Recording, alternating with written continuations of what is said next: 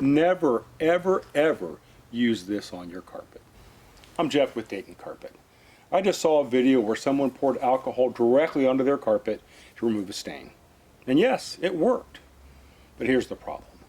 Alcohol can dissolve the bond between your carpet's pile and the backing, and over time can cause your carpet to loosen, delaminate, or literally fall apart.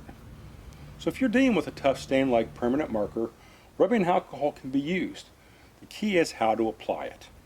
Never pour alcohol directly onto your carpet.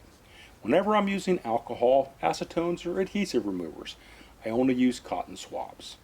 This allows you to focus on removing the stain without damaging the structure of your carpet. And the cotton is excellent about absorbing stains. Just take your time and be patient, and always work from the outside in so the stain does not spread. I'm Jeff with Dayton Carpet, and if you found this helpful, hit the subscribe button for more carpet care tips. Thanks for watching.